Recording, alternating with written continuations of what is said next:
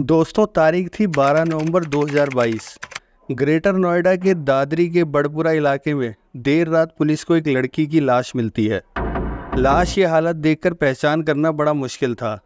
लड़की का चेहरा पूरा जला हुआ था। डेड बॉडी के पास एक सुसाइड नोट भी मिलता है, जिस पर लिखा था कि मेरा नाम पायल है, मेरा चेहरा जल गया है और अब मैं इस चेहरे के साथ जीना नहीं चाहती, इसलिए मैं सुसाइड कर रही हूँ। पुलिस अब आसपास के लोगों से पूछताछ करती है तो पता चलता है कि पायल नाम की ये लड़की, जिसकी उम्र करीब 26 साल थी, पास की ही रहने वाली थी। पायल की मौत की खबर सुनकर उसके दोनों भाई भी घटनास्थल पर पहुंच जाते हैं। चेहरा पहचानना मुश्किल था, लेकिन उसके कपड़े देखकर दोनों पायल को पहचान लेते हैं। पुलिस की पूछताछ में दोनों भाई बताते हैं कि पायल रात को घूमने की बात कहकर घर से निकली थी, लेकिन वो इस सुनसान इलाके में कैसे पहुंची, उसका चेहरा कैसे जला और उसने सुसाइड क्यों किया, उन्हें इसकी कोई जानकारी नहीं है। पुलिस को पूछताछ में ये भी पता चलता है कि 6 महीने पहले पायल के माता पिता की भी मौत हो गई थी।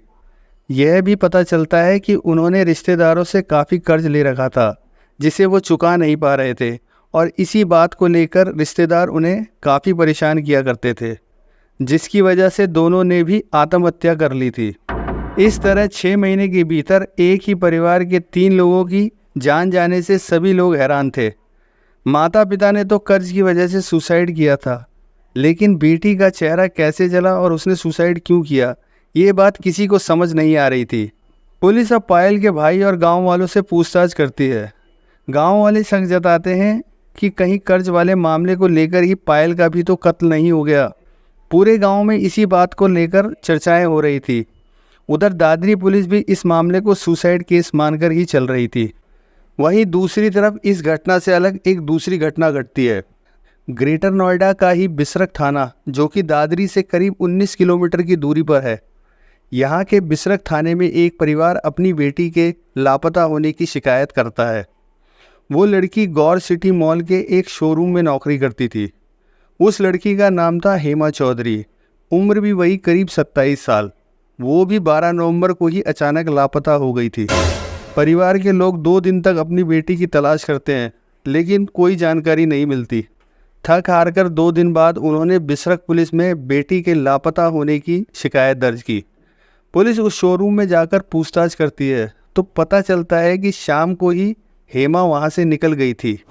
अब पुलिस हेमा के मोबाइल फ़ोन की लोकेशन निकालती है, जिसमें उन्हें पता चलता है कि उसकी 12 नवंबर की रात की आखिरी लोकेशन दादरी के बड़पुरा इलाके की थी। पुलिस हेमा की तलाश करते हुए करीब 1 हफ्ते बाद दादरी पहुंचती है।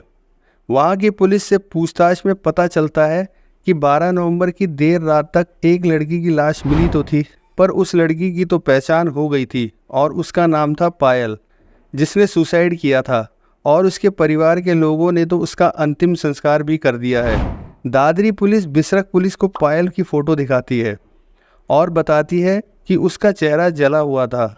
चेहरा देखकर पता लगाना मुश्किल था, पर उसकी पहचान उसके घरवालों ने उसके कपड़ों से की थी। अब ये सुनकर बिसरख पुलिस हैरान हो गई। अब दादरी और बिसरख पुलिस को ये गजब का इत्तेफाक लगा। गायब हुई हेमा की आखिरी लोकेशन भी दादरी के बड़पुरा में ही मिली थी। उसके बाद उसका फ़ोन अचानक बंद हो गया था और उसी की कदकाठी वाली एक लड़की की लाश मिली थी, लेकिन उसकी पहचान पायल के रूप में हुई थी। अब पुलिस मरने वाली पायल की भी जांच पड़ताल करने लगती है और उसके सोशल मीडिया अकाउंट से लेकर उसके फ़ोन की कॉल डिटेल की भी जांच करती है। करीब 1 हफ्ते जांच के बाद जो कुछ सामने आया, उसे जानकर पुलिस भी हैरान रह जाती है। बिसरख पुलिस ने जब पायल की पड़ताल की तो पता चला कि वो फेसबुक के जरिए किसी अजय ठाकुर नाम के लड़के के संपर्क में थी। वो लड़का बुलंदशहर के सिकंदराबाद का रहने वाला था, और ये भी कि अजय शादीशुदा और 2 बच्चों का पिता था। पुलिस की सर्विलांस जांच से पता चलता है कि पायल तो अभी भी जिंदा है और अपने फेसबुक फ्रेंड अजय से शादी भी कर चुकी है। दरअसल जब पायल की हत्या की खबर सामने आई थी तो उसी के 7 दिन बाद ही 19 नवंबर को पायल और अजय ने आर्य समाज मंदिर में बाकायदा शादी कर ली थी। उसके बाद से दोनों एक साथ बुलंदशहर में ही कहीं रहने लगे थे। लेकिन ऐसा करने के पीछे क्या पायल का मकसद सिर्फ फेसबुक से मिले प्रेमी से शादी रचाने का था, या फिर उसका टारगेट कुछ और था? अब ये पता लगाने के लिए पुलिस ने पायल और उसके प्रेमी पति अजय की तलाश शुरू कर दी। आखिरकार पुलिस ने 30 नवंबर को दोनों को गिरफ्तार कर लिया।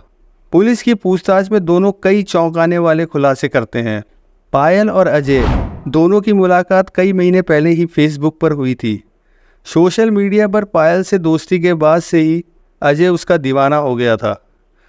उसी से शादी करने के सपने देखने लगा था, लेकिन पायल उससे एक खास मकसद से शादी करना चाहती थी।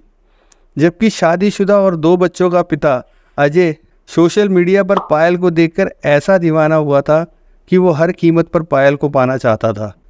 आखिर में पायल ने अजय के साथ शादी का प्लान कर लिया और उसे आर्य समाज में शादी रचाने के लिए भी राजी कर लिया। लेकिन इस शादी और 7 फेरों की कीमत थी एक लड़की का खून।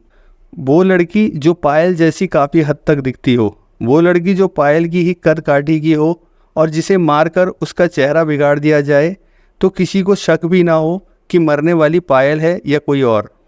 पायल के प्यार में अजय इस कदर पागल हो चुका था कि उसने इस नए रिश्ते के बदले पायल को वैसी ही एक लड़की का इंतजाम करने का वादा कर दिया। फिर अजय ने वैसा ही किया। उसने एक लड़की की तलाश शुरू कर दी। फिर उसकी तलाश पूरी भी हुई। उस लड़की को कुछ पैसों की ज़रूरत थी। 5,000 रुपये देने का झांसा देकर अजय ने हेमा को अपने जाल में फंसाया और दादरी के बड़पुरा इलाके में बुला लिया। 12 नवंबर को उस दिन अजय किसी तरह झांसे में लेकर हेमा को अपने पास ले आता है। इसके बाद एक तरह से उसका अपहरण कर लेता है और पायल के सामने पहुंचा देता है। पायल उसे देखते ही तुरंत पहले से तैयार चाकू से हमला कर देती है और उसके गले पर चाकू मारती है। इसके बाद किसी भारी हथियार से हेमलता के सिर पर मारती है। कुछ देर तड़पने के बाद हेमा की मौत हो जाती है। अब उसकी पहचान मिटाने के लिए पायल सरसों का तेल कढ़ाई में पूरा गर्म करती है और उसी खौलते हुए सरसों के तेल से हेमलता का पूरा चेहरा जला देती है और ऐसा जलाती है जिससे उसकी पहचान ही मिट जाए। इसके बाद उस रात में जो खुद कपड़े पहनकर वो बाहर घूमने आई हुई थी, उन्हीं कपड़ों को हेमलता को भी पहना देती है और एक सुसाइड नोट भी छोड़ देती है। इस तरह अब हेमा चौधरी मरी हुई पायल बन जाती है, वो भी बिना चेहरे की। इसके बाद दोनों उस लाश को देर रात में ही दूर ले जाकर सुनसान जगह पर फेंक देते हैं ताकि किसी को मिले तो ये लगे कि पायल की लाश है। फिर उसी रात में पायल अपने प्रेमी अजय के साथ वहाँ से भागकर बुलंदशहर पहुँच जाती है। हेमा चौधरी की हत्या से लेकर उसके चेहरे को जलाने का मकसद तो पुलिस को समझ में आ गया था, लेकिन खुद का मर्डर करा देने से आखिर पायल को क्या फ़ायदा मिलता, क्योंकि उसके परिवार ने मर्डर को लेकर किसी के खिलाफ कोई शिकायत नहीं कराई थी। इसलिए ऐसा कौन था जिसे आखिर पायल अपने मर्डर में फंसाना चाहती थी। इस बारे में जब पूछताछ की गई तो बेहद शातिर और चौंकाने वाला खुलासा हुआ। असल में पायल ने बताया कि उसके माता पिता दोनों के सुसाइड के पीछे लाखों रुपए का कर्जा था। उस कर्ज को दूर के रिश्तेदारों ने दिया था, लेकिन उनमें से 4 लोग थे जो मेरे माता पिता पर कर्ज लौटाने को लेकर काफ़ी प्रेशर बना रहे थे, जिसकी वजह से उनको जान देनी पड़ी। इसलिए उसकी साजिश थी कि खुद को मरा हुआ घोषित होने के बाद जब कुछ समय बीत जाएगा और मामला शांत हो जाएगा, तब वो चारों की गोली मारकर हत्या कर देगी। इसके लिए पायल ने पिस्टल तक खरीद भी ली थी।